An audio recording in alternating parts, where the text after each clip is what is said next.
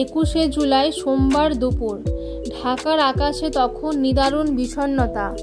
উত্তরায় milestone school প্রাঙ্গণে শিশুরা হেসে খেলে ছুটে বেড়াচ্ছে। ছোট্ট ছোট্ট পাগুলি যেন তাদের ভবিষ্যতের স্বপ্নের দিকে দৌড়দৌড়ি করছে। বাবা মায়েরা অধীর আগ্রহে তাদের সন্তানদের জন্য অপেক্ষা করছে। কিন্তু কে জানতো সপ্তাহের বাকি দুপুরের দিনগুলোর থেকে সেই দুপুরটা একেবারে আলাদা হবে। এক নব দম্পতির নতুন স্বপ্ন এক নিমেষেই যেন ভেঙে চুরমার হয়ে গেল। যে দম্পতির বিয়ে হয়েছিল মাত্র 6 মাস, আর 6 মাসের মধ্যেই তৌকির ও তার স্ত্রীর বিবাহিত জীবন ধ্বংস হয়ে গেল এক ভয়াবহ দুর্ঘটনার মাধ্যমে।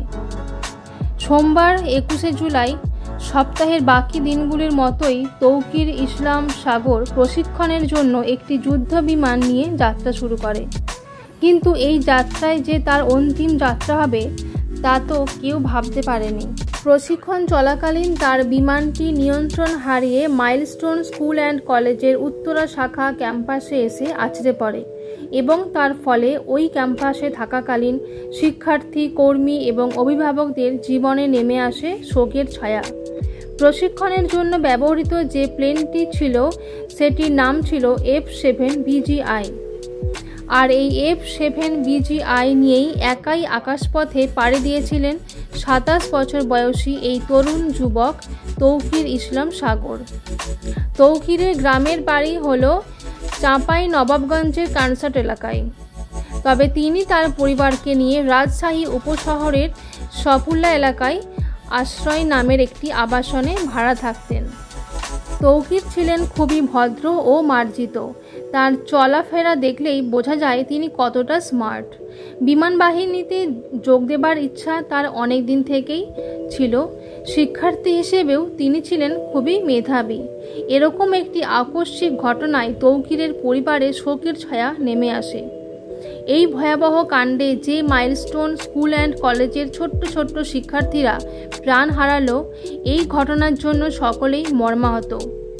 এইভাবে ছোট্ট ছোট্ট ফুল অকালে ঝরে যাওয়ায় সকলের প্রাণ কেঁদে উঠেছে।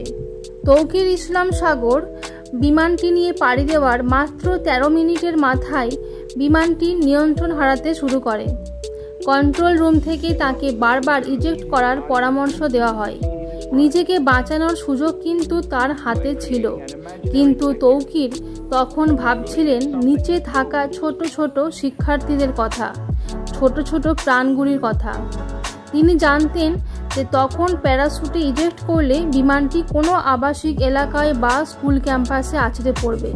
তিনি চেষ্টা করেছিলেন বিমানটি যেন কোনো জনবসতিহীন এলাকায় নিয়ে যেতে পারেন, কিন্তু বিমানের নিয়ন্ত্রণ তখন তার হাতে আর ছিল না।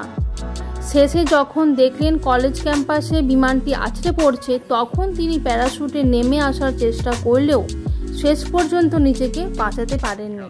তো ভিউয়ার্স, এরকম একটি আকস্মিক ঘটনার জন্য আমরা সকলেই মর্মাহত ও শোকাহত। আমরা ভগবানের কাছে এই প্রার্থনা করি যেন এইরকম ঘটনা আর কোনোদিন না হোক।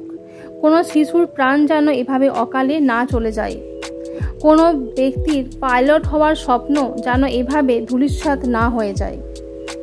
তো ভিডিওটি আজকে এই পর্যন্তই। ভিডিওটি ভালো লাগলে অবশ্যই like, comment, share and hype করার অনুরোধ রইল।